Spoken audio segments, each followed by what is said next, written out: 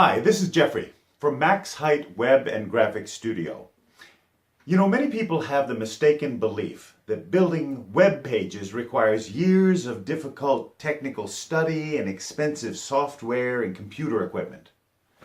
Well, this video series is going to show you just how completely wrong that is.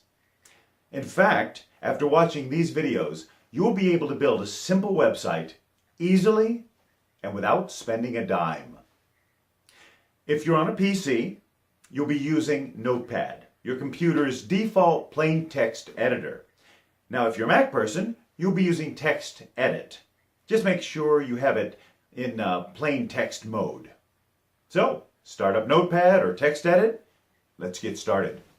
Okay, you should have NotePad open on your computer and be ready to do some HTML coding. So this is a free utility that comes with your PC. NotePad, you go to your start menu and just pull it up. Very easy. And the most important thing, it's free.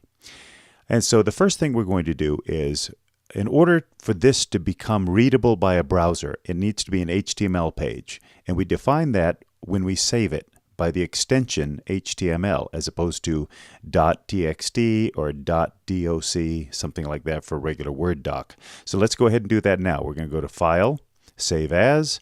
Let's just put it on our desktop for now. If you have a special folder you want to put it in, that's fine. But down here, I'm just going to name this web page. You can name it anything you want, but the important thing is don't save it yet because we need something more. We need to have the extension. If we don't do anything else and we just hit save now, it's going to be saved with the default extension txt. That's not going to be good enough. It's not going to be readable by a browser. So we need to add .html. Then the browser will be able to parse this page as HTML. All right, so hit save. We've saved that as webpage.html or whatever you named it as. And yes, I do want to save that over the one I already saved. All right, so now our first code is going to be the opening tag. This is called a doc type declaration. And this identifies everything that follows on this page as a certain version of HTML. So let me show you how we're going to do this, then we'll talk a little more about it. We're going to use this little symbol. I call it a caret. You might call it a less than sign or an accent, whatever.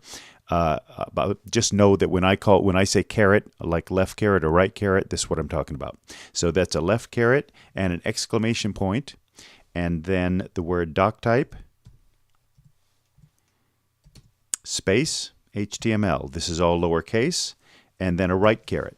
So there's your first tag in HTML. That's the doc type declaration, left caret, exclamation point, doc type, make sure you spell it all right, a space, and HTML. All that's very important, all lowercase, and a right caret there. All right, after that, we're going to hit enter, get right below it, and we're going to have another tag.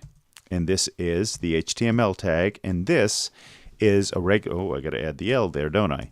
That wouldn't have been readable. All of these tags are already set by the W3 Commission, so you can't just make up tags. You have to use the tags that exist. And if you want a full library or full catalog or list of all the tags, you can go to w3schools.com. That is the letter W, the number 3, schools.com, and click on HTML, and you can just go crazy. So this is what's known as an opening tag. Left caret, something in the middle, right caret. HTML happens to be what this tag is, and I need a closing tag for this. So I'm going to go down here, a couple lines, and the closing tag is almost identical to the opening tag. The only difference is we're going to go just after the left caret, and before the H, we're going to put a slash. / just like that. So that is the closing tag. Now you're going to see a lot of these. You're going to see a lot of opening tags and closing tags. So this forms the content bookends, more or less, of the whole HTML page. This space in here is going to grow as I add more and more content. All right, let's move on. Inside this HTML tag, we're going to add another line break, and this time I'm going to space over because this is inside this HTML tag. So I'm going to space over 4 spaces, and I'm going to add an opening head tag. And I'm going to line down and space over 4 spaces, and I'm going to close it, just like we closed the HTML. All right, so we've got our opening head tag, we had a closing head tag. Now the head tag is not for content that you intend people to see. The head tag I want you to think of as the brains of this web page. It's going to carry instructions to the browser on how to render the page. So we're going to see scripts in here, different scripting or different links or style links and so forth, things like that.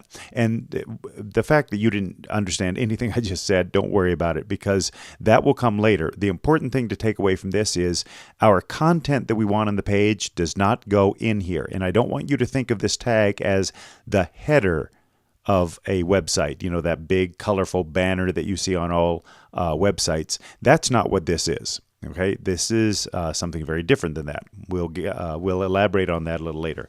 All right, after the closing head tag, we're going to hit another couple of breaks. We're going to space over 4, and these spaces are only for us to help us visually organize our content in our code.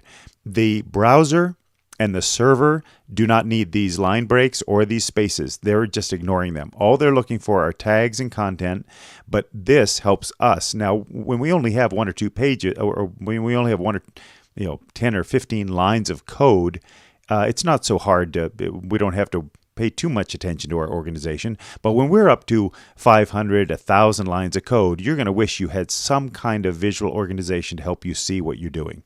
All right, so my next tag is an opening body tag. And I'm going to line down a couple from that, space over, and close it. Okay, this should start becoming familiar now to you, this system of opening a tag and closing a tag. So this is the opening body tag, closing body tag. So right now, if I was to save this, and I've already saved as, so I can just say save now because I've already identified the name of this file. And if I was to open this in a browser, so let me reduce this and double click on it on my desktop. I'm just double clicking on the file I named webpage.html.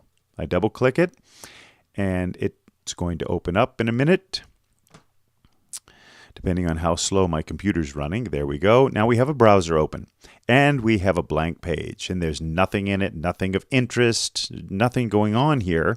But we do see that it is connected to this webpage.html up in the tab here. There's a whole bunch of stuff in the URL or in this path name and so forth with probably some ellipsis, whatnot. All right, let's go ahead and take a look again at our code. Pull this down a little bit so you can see what's happening with the browser too. Now, this is the basic structure of a web page, the foundation, the skeleton, as it were, but there's no content yet. Now, I'm going to add my first content, and you're going to think I'm crazy because I just told you a minute ago that we don't put content in the head tag. This is the one exception, and I'll show you why. I'm going to tab over 1, 2, 3, 4, and since this is going inside the head tag, I'm going to indent 4 more. 3, 4. So I can see what's nested in what tags. This tag is called the title tag. And you can type it out probably quicker than I can. There's my opening title tag, and I'm going to close it right away. All right, so I got an opening title tag and a closing title tag. Still no content, and I'm not going to see anything on my web page. However, if I get in between inside this opening and closing tag, now this is where I have to be. I have to be in between these 2 carets here. I can't be there, I can't be there, I can't be here. I have to be inside that tag. That's called being inside a tag, is being there. Now, even if I had a few spaces in there, it wouldn't matter. As long as I'm in here, somewhere in between these 2 tags in this space. But I'm going to take those spaces out because we don't need them. And I'm going to type my name. I'm going to type Jeffrey's page. Let's see, what did I do? All right, Jeffrey's page inside the title tag. I'm going to save this page. Now I'm going to go back to my browser and I'm going to refresh. And lo and behold, we see that the tab of this browser window has changed to Jeffrey's page. That's what I want you to take away from this, is that in the head tag, the only content that we're going to actually see goes in the title tag. And that's whatever you put in here is going to be displayed in the tab of the browser window. Okay, so don't get carried away and write War and Peace in here, because that's just not going to fit. You're only going to see this much, and then it's just going to run on.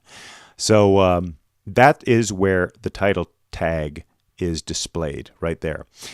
Now back to our code view, and this is also something that the workflow that I want you to get in the habit of is you make a change to your code, you save it, you go to your browser, and you refresh, and you see the change. Okay, so let's take a look at what happens if I add content. And as a matter of fact, I'm going to save this for the next video. So this has been enough. We'll carry this over to the next video, and we'll see how we add content to the actual body of the web page in the next video.